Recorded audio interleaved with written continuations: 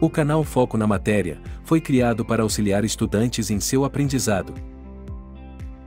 Somos gratos pela sua dedicação neste aprendizado, e se possível, nos ajude neste projeto, deixando o seu like, inscrevendo-se e ativando o sininho. Para entendermos a matéria de geografia de hoje, vamos falar sobre o planeta Terra. No seu início, só havia espaço natural, ou seja, sem a interferência humana. Espaço geográfico é o espaço que o homem interagiu, alterando a natureza, mudando as características do local, com diversas construções. As transformações que fazemos nos espaços geográficos é porque estamos sempre procurando as melhores condições de vida e de transportes. Antigamente no Brasil, as pessoas para se movimentarem e para transportarem mercadorias utilizavam tropas de cavalos, mulas e bois. As pessoas que conduziam essas tropas de cavalos e mulas eram chamados de tropeiros. Eles atravessavam extensas áreas, principalmente pelas regiões do sul, sudeste e centro-oeste do Brasil. E por onde eles passaram, houve bastante transformação. Isso porque suas viagens eram feitas pelas trilhas usadas pelos índios, ou eles criavam novas trilhas, eram viagens longas. Geralmente duravam várias semanas, por isso, os tropeiros paravam para descansar em diferentes locais. Pouso, geralmente, um lugar plano, onde os tropeiros montavam estruturas simples, somente para preparar as refeições e para passar a noite. Rancho, uma estrutura feita com estacas de madeira fincadas no solo, normalmente com uma cobertura de sapê, um tipo de capim seco. Invernada, fazendas com pastos, alugados pelos tropeiros para que as mulas tivessem um lugar para descansar durante o inverno, também utilizado para engordar os bois e as mulas. Venda, casas muito simples, feitas de trama de bambu e cipó, com paredes de barro e que tinham varandas que serviam para guardar as cargas que as mulas transportavam. Espaço rural, lugares com poucas habitações, as construções eram simples e tinham poucos habitantes, foram associadas ao campo ou também chamado de espaço rural. Com o passar dos anos, esses espaços foram transformados, passaram a ter uma infraestrutura mais desenvolvida. Com maior quantidade de construções, habitações mais complexas, acabaram por atrair mais gente para o local. Esse local passa a ser associado a cidades, também chamadas de espaço urbano. Conforme essas cidades se desenvolviam, tendo uma estrutura melhor e se tornavam mais adequadas para as pessoas viverem, passaram a atrair cada vez mais pessoas que viam uma oportunidade de melhores condições de vida. Esse estímulo é chamado de atração migratória. Êxodo rural é o nome dado ao movimento de mudança em que as pessoas que moravam no campo buscam se fixar e passam a viver nas cidades. Êxodo significa saída.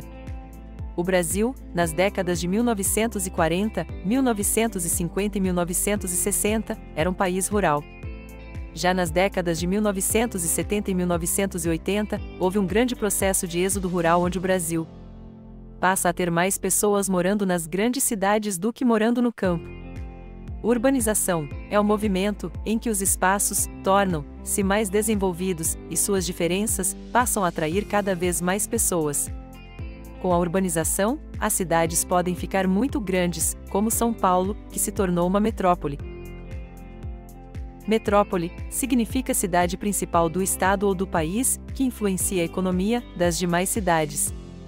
Existem dois tipos de desenvolvimento das cidades. Cidades planejadas são cidades que primeiro são dedicados tempos de planejamento, estudos, desenham plantas e projetos, a fim de decidir onde e como serão construídas, para atender da melhor forma possível a disposição das construções e atender às necessidades de seus futuros moradores. Cidades espontâneas não têm estudos e planejamentos antes das pessoas irem morar nelas. Desta forma, as ruas, casas, fábricas e as demais construções são feitas conforme as pessoas vão morando nelas. No Brasil, a maioria das cidades são espontâneas. As cidades também podem ser classificadas de acordo com as principais atividades que são realizadas nelas.